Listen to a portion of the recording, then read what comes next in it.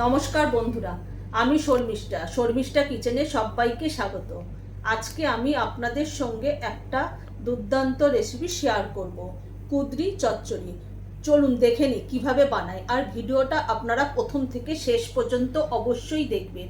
একদম ঘরোয়া পদ্ধতিতে, একদম সাদামাটাভাবে আমি রেসিপিটা তৈরি করে নেব। চলুন দেখে নিই কীভাবে বানাই। কুঁদরি চচ্চড়ির জন্য আমি এখানে কুঁদরিগুলোকে ছোট ছোট টুকরো করে কেটে নিয়েছি, ধুয়ে এবং পরিষ্কার করে নিয়েছি। আর এখানে নিয়েছি 3টে কাঁচা লঙ্কাকে চিড়ে নিয়েছি, একটা ছোট সাইজের টমেটো আছে, টমেটোগুলোকে আমি ছোট ছোট টুকরো করে নিয়েছি, একটা পেঁয়াজ আছে, পেঁয়াজগুলোকে আমি ছোট ছোট টুকরো করে কেটে নিয়েছি।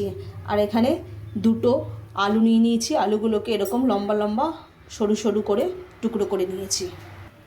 আমি গ্যাস ধরিয়ে দিয়ে কড়াইটা বসিয়ে দিয়েছিলাম। এবার আমি কড়াইয়ের মধ্যে সাদা তেল দিয়ে দেবো, আপনারা চাইলে সর্ষের তেলও ব্যবহার করতে পারেন।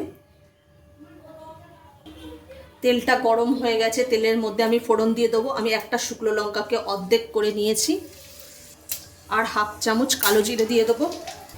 আমি পেঁয়াজটা যে কুচি করে রেখে দিয়েছিলাম আমি সেটাও তেলের মধ্যে দিয়ে দেবো। ফোড়নটা আমি একটু ভেজে নেব। আমি স্বাদ মতো এখানে নুন দিয়ে দেবো। আর রেসিপিটা হবে একদম ঘরোয়া উপকরণ দিয়ে, একেবারে সাদামাটা, আপনারা সহজেই তৈরি করে নিতে পারবেন। এবার আমি নুনটা দিয়ে ভালো করে পেঁয়াজটাকে আমি লাল করে ভেজে নেব।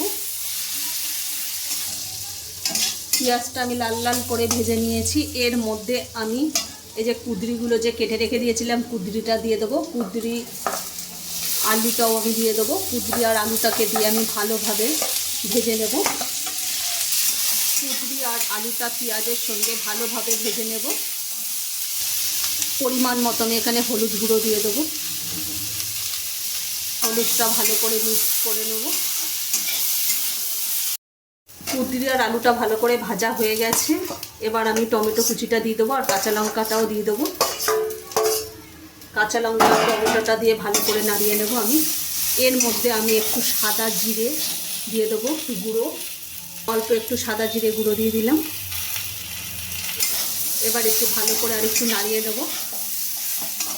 আর এই রেসিপিটা একদম হবে সাদা মাটা আর ঘরোয়া উপকরণ দিয়ে, আপনারা সহজেই এটা বানিয়ে নিতে পারবেন। আর একবার অবশ্যই এইভাবে বানিয়ে খেয়ে দেখবেন। কুঁদরির চচ্চড়ি একদম অসাধারণ লাগে, না খেলে বুঝবেন না। সব কিছু ভালোভাবে ভাজা হয়ে গেছে। এবার আমি অল্প একটু জল দিয়ে ঢেকে দেবো কুঁদরি আর আলুটাকে সেদ্ধ হওয়ার জন্য। খুব বেশি জল দেওয়ার দরকার নেই, অল্প জল দিলেই হয়ে যাবে। এবার আমি 5 মিনিটের জন্য আমি ঢেকে দেবো, ভালো করে নাড়িয়ে নেব তার আগে। এবার আমি 5 মিনিটের জন্য ঢেকে দেবো কুঁদরি আর আলুটাকে ভালোভাবে সেদ্ধ করার জন্য।